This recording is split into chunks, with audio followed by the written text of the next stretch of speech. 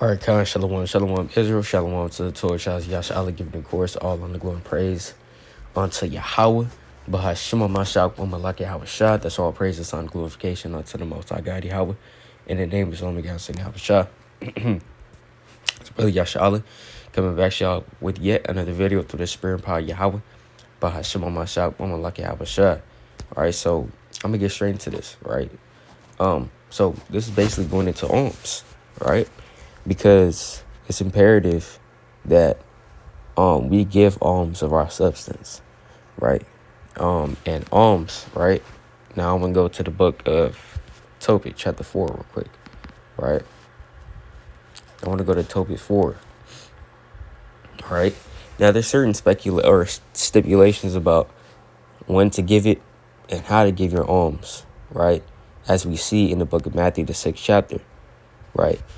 Now I'm gonna pull that first, right? Let's go to the book of Matthew chapter 6.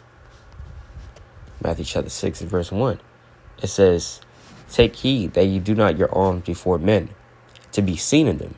Otherwise ye have no reward of your Father which is in heaven." Now, the reason why, guess what? Because in Israelite culture, it was our culture to give alms. To give, right, freely to our people, man. To each other. The Lord said, freely as ye have been given, freely give. Right? Okay, let's go to the book of Matthew, chapter 10. And verse number 10. It's like 8. It says, "Heal the sick, cleanse the lepers, raise the dead, cast out devils." This is Yahweh Shah commanding the disciples, right, about what they should do.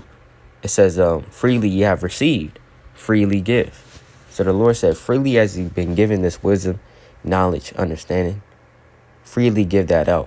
That's why we don't charge people about with the word. We've been freely given this truth, man. We're not about to sit up here, and God forbid, right? Not about to sit up here and say, all right, 100 precepts, $100. No, that would be off, because that's literally going against what the Lord is saying, freely as you have received, freely give. But also, even on the physical level, some certain things you've been freely given, right? Let's say you live in a big house. Under your parents. Let's say you live under your parents. These things have been freely given to you. The Most High brought you into a family that has a big house, or is doing okay in this world, right? That's not that damn strung out poor, right? Even certain things, like if you living in your own house, you might have a mean cottage or whatever. You have a car, this, that, and the third, your possessions. That's the Lord freely giving that to you. Although you might have had to work to get it, but the Lord literally allowed you to get these things. So the Lord said, freely ye have received, freely give. Right? So we got to freely give. All right. Let's go to the book of Matthew, chapter 6 and verse 1. The Lord said, "Take heed that you do not your alms before men," meaning to be seen in them. Meaning you're only giving alms just so that men can see you and praise you. Right? The Lord said, right, do we seek to please men? La'ah. Right?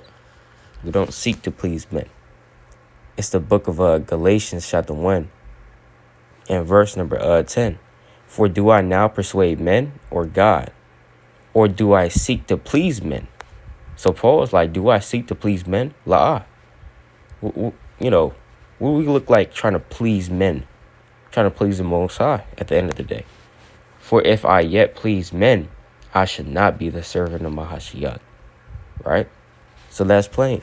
If we wanted to just please men, right, we're not the servant of the Most High. Right? Meaning, you're giving alms just so that men can see you, and that, and that you can be praised of men. Right? That's off, man. All right, let's go to the book of John, chapter 12, verse 46. Might be 43. Yeah, kind of. Right, let's go to the book of John, chapter 12 and verse 42. "Nevertheless, among the chief rulers also many believed on him. But because of the Pharisees, they did not confess him, lest they should be put out of the synagogue." So a lot of the chief rulers actually did believe on Yahweh Shah, according to this precept. But they didn't confess Yahweh Shah. You know, they didn't express the fact that they actually believed that Yahweh Shah was Mahashiach, right? They didn't confess him, lest that what they should be put out of the synagogue. They didn't want to be looked at as a castaway. They didn't want to be ostracized out of the community. They liked their status as being chief ruler. They didn't want to lose that, right? Verse 43, for they love the praise of men more than the praise of God. So the Lord actually takes account of that, right? So, but let's go back to this. Matthew chapter 6, verse 1. Because the Lord said that if you want to do your alms before men, then you have no reward of your Father, which is in heaven. Because when we give alms, there's a reward from the Father. The Father rewards us, right? Verse 2. Therefore, when thou doest thine alms, do not sound a trumpet before thee. And this is when you really want to go into the historical context of this verse. It's really going into when people would give to the treasury, because you would have a treasury set up in the temple, right? In the temple, you have a treasury set up, right? Now, let me get this precept real quick, right? You would have a treasury set up for the priests, all right? Right?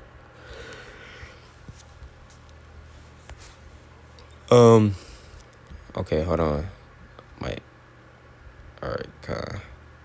All right, I know it's in 2 Kings somewhere. Right. But I forgot what the precept is exactly, but it's lucky.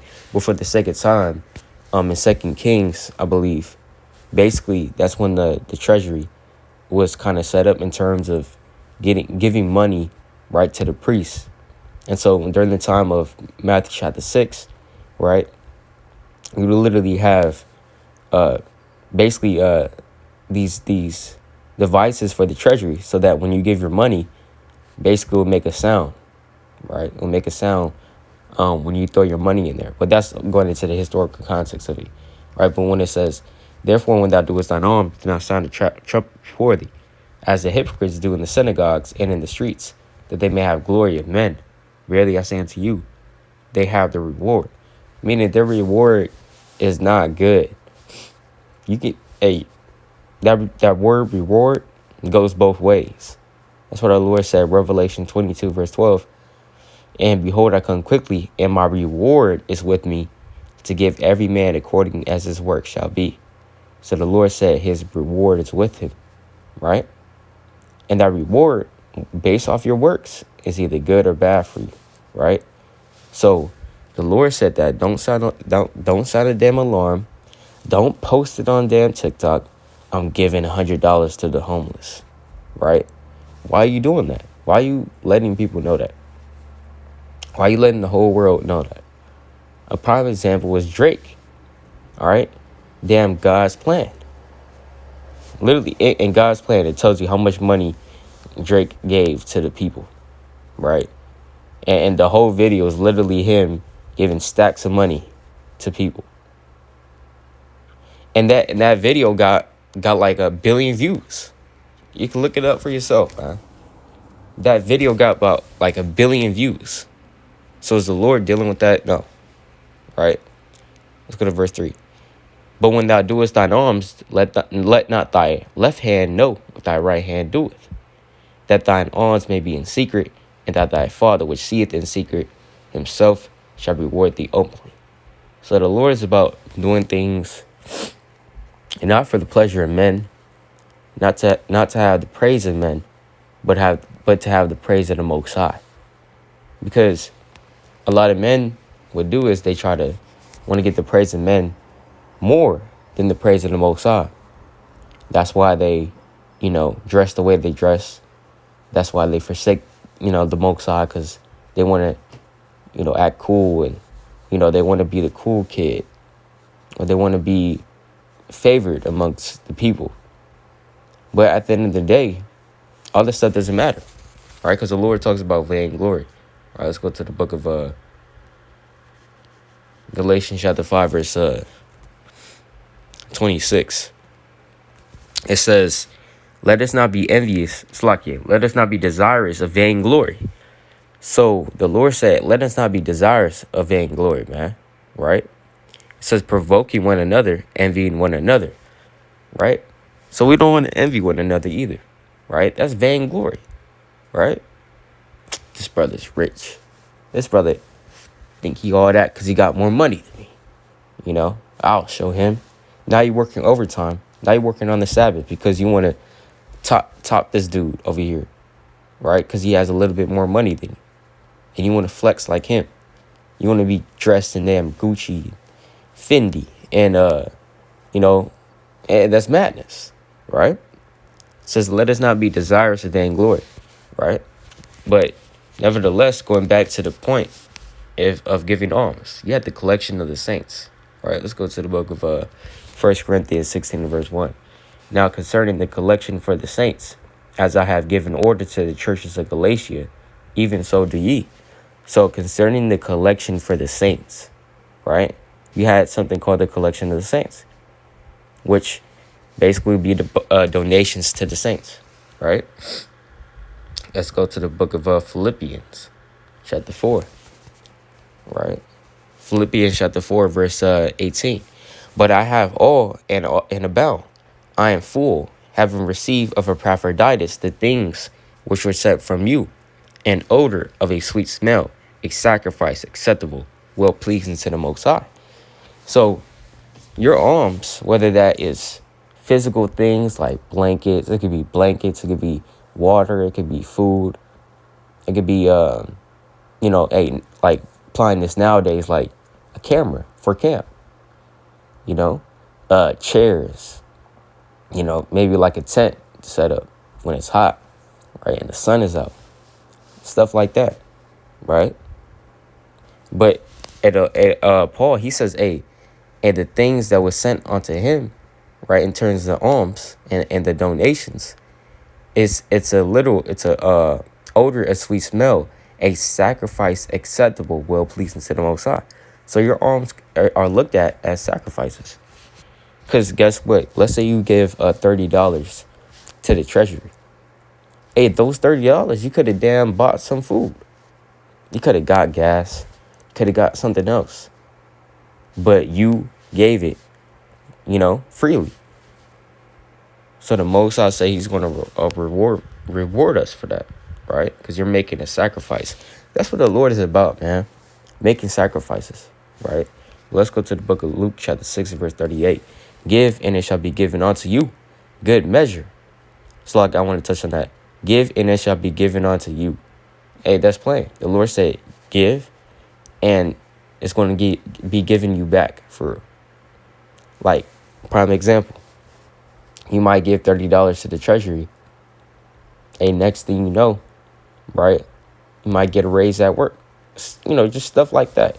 Anything can happen. But the more you give, the Lord said, hey, guess what? It's going to be given to you, right? So come on. This is good measure, pressed down and shaken together and running over, shall men give into your bosom. For with the same measure that ye meet withal, it shall be measured to you again. You see that? But, right? Now, I'm going to get this precept real quick, and then I'm going to close out. All right? This is the book of Tobit, chapter 4, and verse number, this whole thing, right? Tobit 4 and 8, it says, if thou hast abundance, give alms accordingly. If thou have but a little, be not afraid to give according to that little.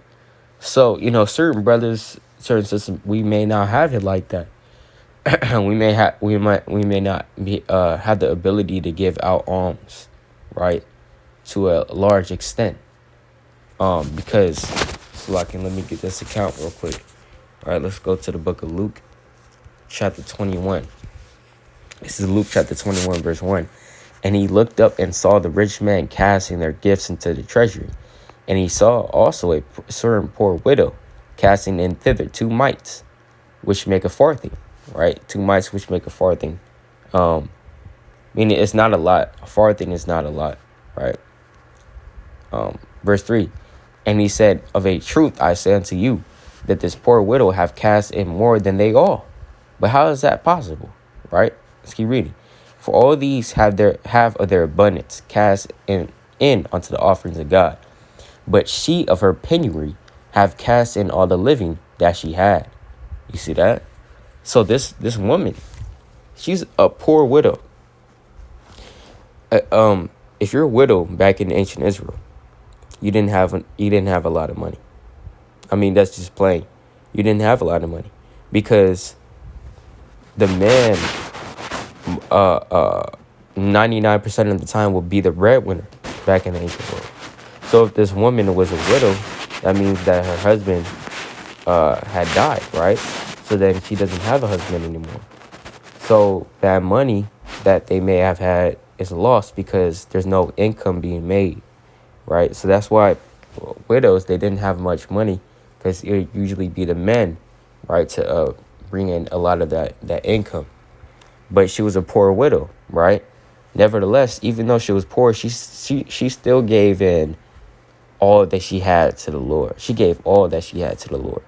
And it's only 2 mites, right? That's like, I can't really say, in terms of our, modern day currency, but that's not a lot. But that's all she had, right? But these rich men, they're just casting money into the treasury, but they're not giving like her. Let's say if you only had $100, that's it, and you give $90 to the treasury, you only have $10 left. You only have $10 left. Hey, guess what? That value is greater than, let's say, if you have $1 million and you gave $100. Still the same value of money. It's still $100, but that person that has $1 million, he's comfortable still. But that person that only has 100, they give 100, or they give 90, they have nothing left, right? So it's greater. It's a greater sacrifice. That's what the Lord's trying to say, right? Even so with us, right? That's even so with us, and the Lord has this written for a reason, because He's basically giving that shout out, right? He's really showing you that the Most High, I guess what the Most High pays attention to all things, right? I'm gonna get this precept. It's the book of Jeremiah, chapter 33. Might be 30. No, it's 23. 23. Right. 23. It's the book of Jeremiah, chapter 23. Right, and verse number 20, it says, "The anger of the Lord shall not return until ye have executed, and until ye have performed the thoughts of his heart. In the latter days ye shall consider it perfect." Oh, it's lucky. No, that's not what I wanted. It's lucky. Jeremiah chapter 23 and verse number 24. "Can any hide himself in secret places that I should not see him? Saith the Lord. Do not I fill heaven and earth, saith the Lord." So meaning that the Lord, He pays attention to everything. I mean, there's nothing we can hide from, right? So He pays attention to that. Greater sacrifices, right? But I didn't want to make this too long a video, but I'm gonna end it off with this book of Tobit, chapter 4 and verse 9. "For thou layest up a good treasure for thyself against the day of necessity, because that alms do deliver from death, and suffereth not to come into darkness. For alms is a good gift unto all that give it in the sight of the Most High." Guys, with that, all praise to Yahweh, Shemon Mashak, Movalaki, Yahweh Shah. Lord willing, edifying brother Yasha Allah.